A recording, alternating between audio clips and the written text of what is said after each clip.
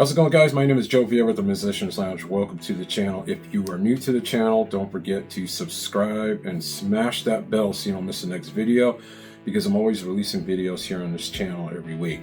Today I'm going to be showing a bass guitar. Now, as you guys know, like a couple years ago, I did a review on the Yamaha, which is this guy right here. Got a lot of reviews on this one. I actually did unboxing and sound demo to check the playability on this and how it sounds, recording and all that stuff. And this is a really nice bass guitar. This is made by Yamaha, and I believe this is the TRBX. Yeah, this is the TRBX. I will put the video in the description box, so you can click on it if you want to check out that video. This is a really nice bass for the price. I picked this up for $179 at the time, so it might be even cheaper, but this is a pretty nice bass. And this is a Yamaha, and it's pretty heavy. Now this is a passive bass. Now I wanted to basically pick up a 5-string bass for myself to track some 5-string bass tracks to get that deeper tone that you can't get with the 4-string. Now 4-string, you can get some really nice tones with a 4-string, but you can only tune down so much, and then if you tune down way too low, you get a lot of string buzz and all that kind of stuff. Now this particular guitar that I'm going to show you right now is by Ibanez, and this is a 5-string, and basically I picked this up for $289 right now. It was $349 at Guitar Center, and you can see it right there. Okay, now this one is nice. Here it is right here. This is the Ibanez GSR205SM model. Okay, this is a 5-string bass, and it is active. It has active electronics. Okay, so this is really cool. It has a really nice thin profile neck on it, and it plays really good. And I really like these pickups. But the controls here, your tone controls and stuff like that, is really nice. But we're going to go over the features of this guitar in just a second. I'll read off right here what this thing has. Now, I played this at Guitar Center, and this is $289, and I think you save $60 right now, 17% off from the original price, which is $349. But you get a really nice 5-string bass for the price. But anyways, this is a really nice bass. Now what I'm going to do is I'm going to go over the features and stuff, and then what I'm going to do is plug this in and possibly track with it. I'm going to track a song with it, you know, like a little piece of it, so it gives you an idea of how this thing records. Now the thing is, I wanted an active 5-string bass for tracking, because there's certain songs that I've been writing that call for a 5-string bass to give me that really nice low bottom end, and this guitar here really produces that. And I'll show you later on in the video, so make sure you watch this all the way through. Alright, so let's go over the features. Okay, so let's talk about the features. The neck type is a GSR5 maple neck. This is a maple neck, and this is a bolt-on, as you can see there, and it's really smooth. I love how it feels right here on the fretboard, on the edges and stuff. It's really smooth, so you could fly on this thing. Now the body is a spalted maple top mahogany body, and look at the grain on this. Look how this thing looks in the light. Look at that. That is crazy. This looks better than my Yamaha. Wow, look at that. Look at the back of it. Look at that. That's what caught my eye. And then when I played it, I was like, oh wow, the playability on this thing is killer. Now the fretboard is a Chitoba fretboard with white dot inlays, as you see there. There's the fretboard. The fretboard is actually nice. There's your headstock. Might as well show you that while it's here. There you go. And it has medium frets, 22 frets on this one. The bridge is a B15, is what they call it, B15 bridge. Here's the bridge. Give you a close-up look at it. Pretty solid. Now let's talk about the pickups, the neck and the bridge pickup. Okay, the neck pickup is what they call a DXH5 passive neck pickup, and then the bridge is a DXH5 also passive. Okay, the equalizer is a Phat II EQ, and the hardware is like a glossy black, as you can see there. All the hardware is black, even the tuners. It's all glossy black. Okay. But yeah, for the price, you can't beat this. It looks really nice. It feels really, really, really good. So there you go. Okay, so I wanted to talk to you guys about the EQ section. Okay, this is what they call a Phat II active EQ section, which gives you really, really good bass tone. And I'm telling you right now, with the pickups and everything, for stock pickups, this thing sounds amazing. I'm really having a really good time with it. But what it does, it'll give you a nice boost, which will add additional low end for like a full punchy sound. Okay, so you get that really punchy sound.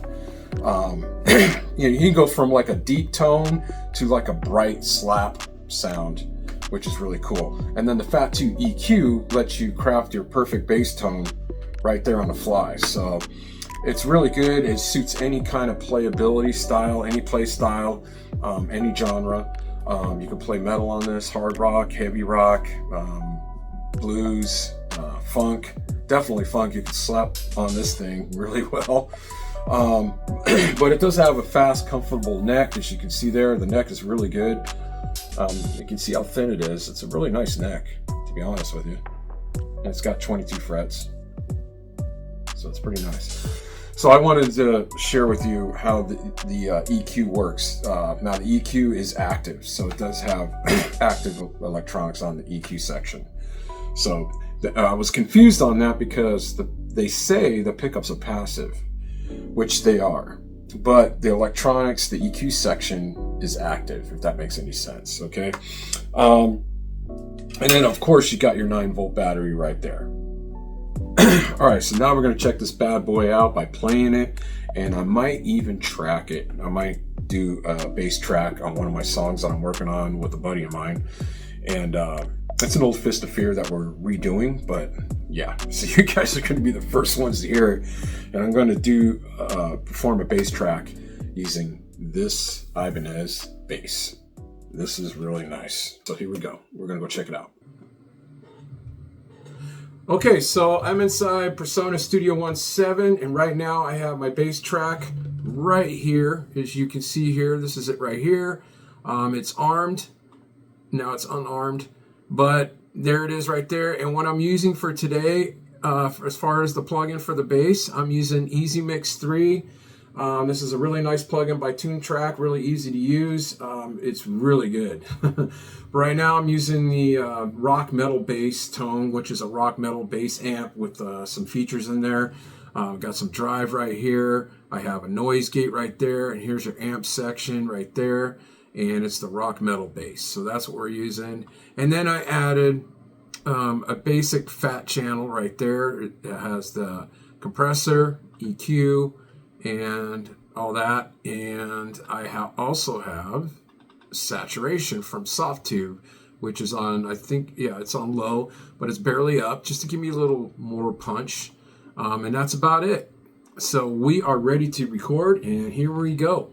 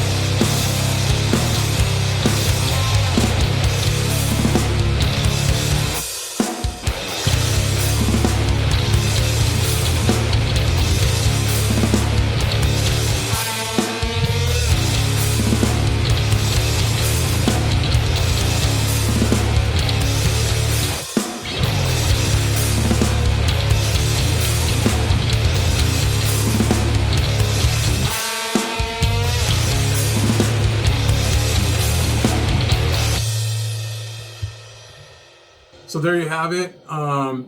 It's really good. It sounds really good. I like the tone of this.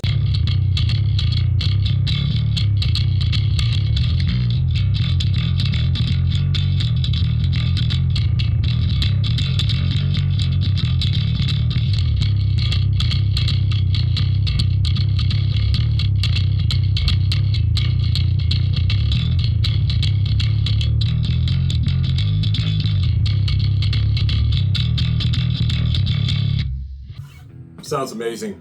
So there you have it. As you heard, it sounds really good. You know, recording it, you can track really well with this guitar, and I like the fact the electronics are active, which that's a plus. So this is an active bass, but the EQ section is the active part, and it really sounds a lot better than the Yamaha. You know, with this type of music. So that's why I bought this guitar, for this kind of music, to do some really heavy bass tracks. And there you have it. So I hope you guys like this video. Make sure you subscribe and hit that bell so you don't miss the next video, because I'm always releasing videos here every week. I hope you guys enjoyed this. Peace and love to you. Stay on that musical journey.